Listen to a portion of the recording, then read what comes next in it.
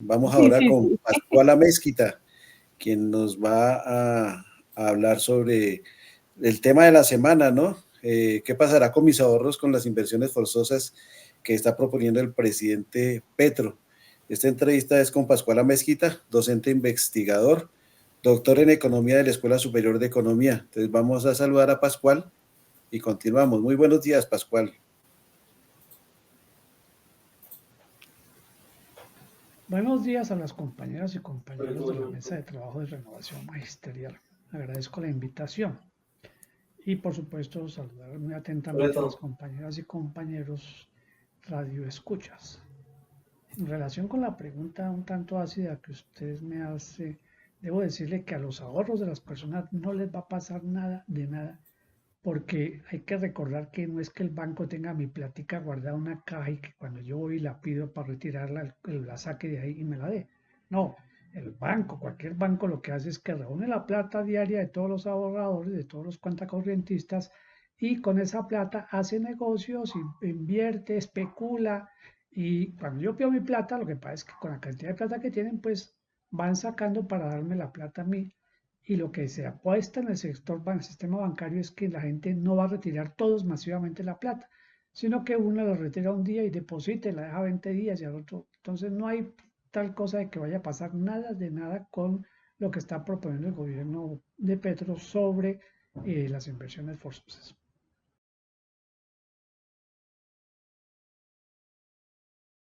Pascual, ¿qué son qué son las inversiones forzosas? ¿Qué es eso entonces? ¿Qué es las inversiones forzosas? La pregunta puede resolverse de esta manera. La inversión forzosa es cuando no decide usted qué hacer con la plata, sino alguien decide qué hacer con su plata. El banco decide qué hacer con su plata, es decir, el banco está haciendo una inversión forzosa con mi plata. El banco, por ejemplo, mis pensiones, con lo que yo deposito en las cuentas de pensiones, eso, el fondo que maneja la pensión hace inversión con esa plata. A mí no me consulta. ¿Qué es lo que está proponiendo el gobierno de Gustavo Petro? El gobierno de Gustavo Petro está proponiendo que esa plata se la presten al gobierno y que el gobierno le responde al sector bancario, pague los intereses que acuerde con el sector bancario y que el gobierno pueda destinar la plata a las actividades que el gobierno considere indispensables. Es eso la propuesta que está haciendo Gustavo Petro. No es ningún tipo de expropiación. Es usar la plata, ya no que la use el sector bancario, que Luis Carlos Sarmiento Angulo decida qué hace con la plata, sino que el gobierno nacional a través de los ministerios decida en qué es prioritario invertir la plata. En turismo, en construcción de infraestructura, en lo que sea. La diferencia es que ahora la decisión no la toma Luis Carlos Sarmiento Angulo, sino la toma el gobierno nacional. No la toman los dueños de los bancos, sino que la toma el gobierno nacional.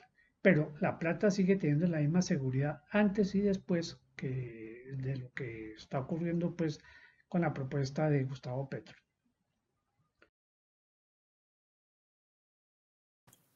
Listo, Pascual. Lo otro sería también pues, informarnos sobre cuál es la historia de la inversión, de las inversiones forzosas en el mundo y pues aquí en Colombia, ¿no? Inversiones forzosas en la historia han habido muchas. Diríamos que toda la década, las 2 décadas siguientes a la posguerra son inversiones forzosas hechas por los estados a través de los mecanismos que ellos mismos inventaron. El Banco Mundial surgió como una forma de canalizar la inversión forzosa y se le dio a los países, digamos que la idea, más que darle la idea, se les impuso a los países que el sector bancario creara mecanismos de inversión forzosa.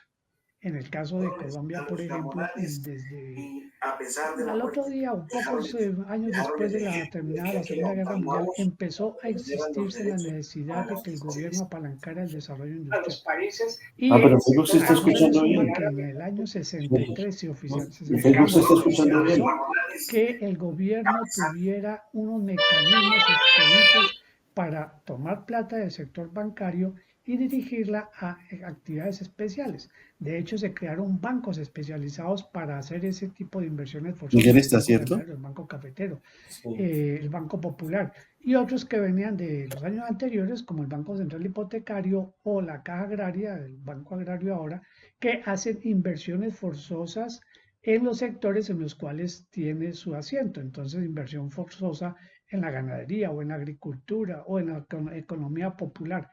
Y el resultado que hoy quieren esconder es que le fue mejor al país en esa época que en las épocas en las cuales no hay inversión forzosa. Las inversiones forzosas se fueron acabando en los años 70, mediados de los años 70, con el gobierno de Alfonso López Michelsen, se fueron acabando hasta que con la apertura de Gaviria se acabaron las inversiones forzosas definitivamente.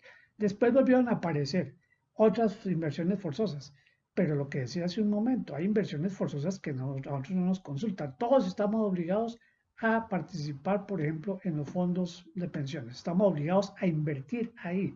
Una parte de nuestro salario va para allá y ellos la manejan en lo que ellos decidan durante todo el tiempo mientras yo me pensiono. Es decir, hay una inversión forzosa. Lo mismo ocurre en salud, lo mismo ocurre con las ARL, lo mismo ocurre cuando uno lo obligan a comprar el seguro obligatorio. Es decir, el mercado no obliga a que la gente compre estos seguros, pero el Estado, a través de las decisiones que ha tomado a lo largo de los años en la etapa neoliberal, se encarga de obligar a que la gente haga inversión forzosa en los sectores que ellos quieren promover, los fondos de pensiones, los fondos de salud, los sistemas de seguros. Es decir, aquí la historia de inversiones forzosas es tan vieja como que los que hoy se oponen en su momento seguramente participaron en ese tipo de inversiones forzosas y de creación de esas inversiones forzosas. Y reafirmar la idea de que el mundo en general le fue mejor en la etapa en la cual los bancos se encargaban de promover el fomento y el desarrollo a través de los recursos del público canalizados por el gobierno a través de estos bancos que en la etapa posterior, es decir, entre 1950 y 1975 se habla de la edad de oro del capitalismo, cuando había inversiones forzosas. Lo mismo pasó en Colombia. La mejor época de crecimiento de Colombia industrial y en todos los aspectos fue en esa etapa.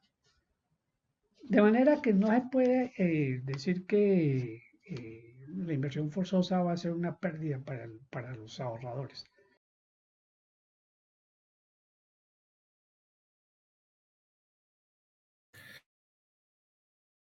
En síntesis, Pascual, ¿qué va a pasar entonces con las inversiones forzosas? Visto en esa idea, lo que está proponiendo el gobierno es tomar recursos de los ahorradores para utilizarlos en actividades como he señalado, turismo, construcción de infraestructura, construcción de centros educativos, construcción de puestos de salud, lo que el gobierno decida. Y el gobierno respalda esas deudas para que el ahorrador no pierda un solo peso de lo que tiene en su cuenta. Sí, remato pues con la misma pregunta que usted hace, aquí a nadie se le va a perder la plata, no hay tal expropiación. Lo que hay es un uso racional y eficiente de los recursos que hoy la banca usa para lo que tenga decidido. Con mucho gusto agradezco la invitación. Buenos días.